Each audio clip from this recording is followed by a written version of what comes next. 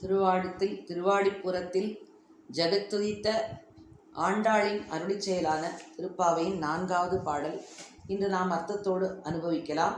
ஆழிமழை கண்ணா என்று ஆரம்பிக்கிறாள்.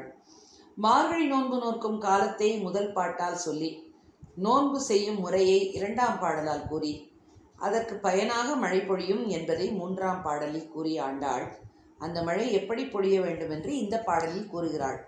மழை வேண்டும் என்று ஆண்டாள் கூற, மழைக்கடவுள் வருணன் கைகட்டி, அம்மா நான் எப்படி பொழிய வேண்டும் என்று கேட்டது போலும் அந்த முறையையும் ஆண்டாள் சொல்வது போலும் இருக்கிறது. பெரும் மழை பொழிய காரணமான தலைவனே, உன்னிடம் கோருவது இதுதான். கையில் கொஞ்சம் கூட மறைத்து வைத்துக் கொள்ளாமல் நீ மழை பொழிய வேண்டும். ஆழிமழைக்கு அண்ணா, மழை பெய்ய காரணமாவது ஆழி.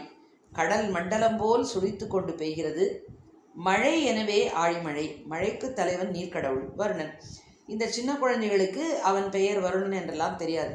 அதனால் மழைக்கண்ணா என்று அழைக்கிறார்கள். தொழிலை இட்டு மழைக்கு அண்ணன், அவன் தலைவன், மழைக்கு தலைவன். இவர்களுக்கு எல்லாமே கண்ணன் மட்டும்தான் தெரியும்.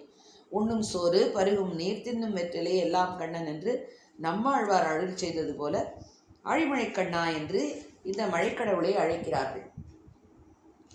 என்ன செய்ய வேண்டும் என்று அவன் கேட்பதாக தோன்றுகிறது. ஒன்று நீ கை கரவேல். ஒரு பொருளை கையில் வைத்து கொண்டு மூடிக்கொண்டு குழந்தைகள் இன்னொரு கையை காட்டுவது வழக்கம். இல்லை என்று விளையாடுவார்கள். அதுபோல மழையை கொஞ்சமும் மிச்சம் வைத்து கொள்ளாதே, முழுவதையும் பெய்துவிடு என்கிறார் ஆண்டாள். ஆழியுள்புக்கு முகந்து கொடு ஆர்த்தேரி. மழை பொழியும் விதத்தை கூறுகிறது இந்த பாடல். நீர்நிலைகளில் உள்ள தண்ணீர் மேலே செல்கிறது, வேகமாக மாறி குளிர்ந்து மழை பொழிகிறது என்று சிறு குழந்தை கூட படிக்கிறாள். சாதாரண குளம் குட்டைகளிலிருந்து நீ தண்ணீர் முகந்து செல்லாதே, பெரிய கடலின் நடுபாகத்தில் உள்ளே முகந்துடு. இடியுடன் முழக்கமிட்டு கொண்டு மேலே மேகமாக போ. ஊழி முதல்வன் உருவம் போல் மெய்கருத்து. வெள்ளை மேகம் மழை பொழியாது, நீருண்ட மேகம் கருத்து காணப்படும். இந்த நிறம் திருமாலின் மேக வண்ணத்தை நினைவுபடுத்துகிறது ஆண்டாளுக்கு. ஊழி முதல்வனாகிய ஒருவன் உலகை படைக்கும் போது அவன் உடல் பூந்து பருத்து காணப்படுமாம். கருத்த மேகத்தில் இந்த காட்சியை காண்கிறாள் ஆண்டாள். பாழியம் தோள். இறைவனுடைய தோள்கள் விசாலமானவை. உலகம் முழுவதும் வந்து தங்கினாலும் இடம் கொடுக்கும் பரந்த தோள்கள். எனவேதான் பரந்த அழகிய தோள் என்றாள். தோள் கண்டார் தோளே கண்டார் என்று கண்டவரை தேற்றும் தோள்களவை. குன்று போன்றுயர் தோளில் கொற்றவில் ஒன்று தாங்கினான் உலகம் தாங்கினான் என்றார் கம்பர். பத்மநாபன். கொப்பொழில் தாமரை. அத்தாமரையிலே பிரம்மனை படைத்தவன் அவன், அதாவது நான்முகனை நாராயணன் படைத்தான். கையில் ஆழி போல் மின்னி வலம்புரை போல் நின்றதிருந்து. பத்மநாபனாகிய திருமாலின் வலது கையில் உள்ள சுதர்சனம் என்கிற திருவாழி சக்கரம் கோடி சூரியர்களின் ஒளியை கொண்டது. அதை போன்று கண்ணை பறிக்கும் மின்னல் வர வேண்டும். அவனது இடக்கரத்தில் உள்ள சங்கம் போல் ஒரே சீராக சப்திக்க வேண்டும். ஆம், பாண்டவ கௌரவ யுத்தத்தின் போது அவனது சங்கத்வனி கேட்டு பகைவரான துரியோதனாதியர்கள் கலங்கினார்கள். அப்படி சப்திக்காமல் ஒரே சீராக ஒலி செய்ய வேண்டும். ஆண்டாளுக்கு எப்பொழுதுமே எம்பெருமானுடைய சங்கத்தின் மேல் ஈடுபாடு உண்டு. இறைவன் திருவாயில் வைத்து ஊதுகிறான் அல்லவா, அதன் மீது பொறாமை கூடப்பட்டு ஆண்டாளுக்கு அந்த பொறாமையில், அதாவது பக்தி. நாச்சியார் திருமொழியில் கற்பூரம் நாருமோ என்று பாடுகிறாள். தாழாதே சார்ந்தம் உதைத்த சரமழை போல். மின்னலுடன் இடியுடன் மழை சோவென்று கொட்ட வேண்டும். கொஞ்சம் கூட குறைவில்லாமல் கொட்ட வேண்டும். எப்படி தெரியுமா? திருமால் கையில் சார்ந்தம் என்ற வில் இருக்கிறதே, அதிலே அசுரர்களை அழிக்க அம்புகள் புறப்படுவது போல சரமாரியாக நீ பொழிந்து விட வேண்டும் என்று கேட்கிறாள். இதே திருமால் ராமனாக வந்தான்.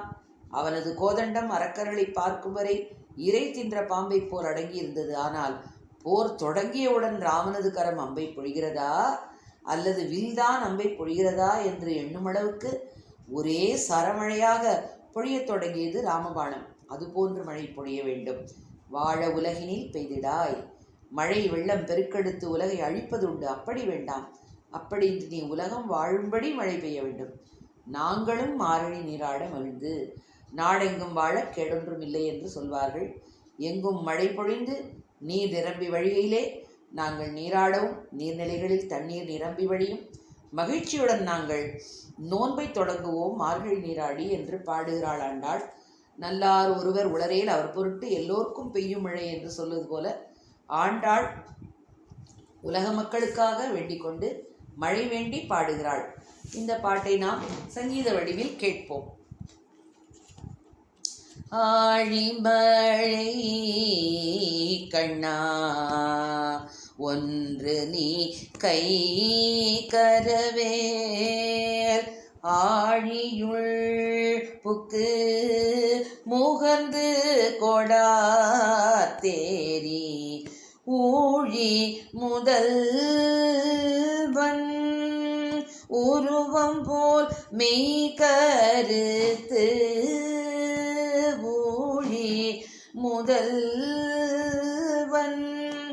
உருவம் போல் மெய் கருத்து பாழியன் தோளுடைய பத்மநாபன் கையில்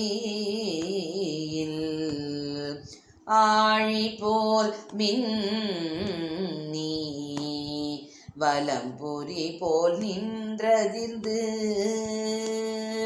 தாழாதே சார்கம் உதைத்த சரமழை போல் வாழ உலகினில்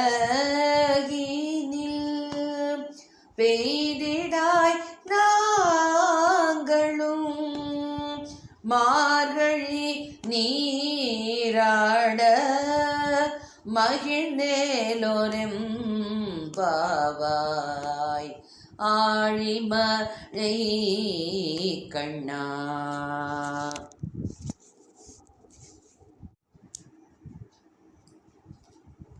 திருவாடிப்புறத்தில் ஜெகத்துதித்த ஆண்டாளின் அருளிச் செயலான திருப்பாவையின் 4வது பாடல் இன்று நாம்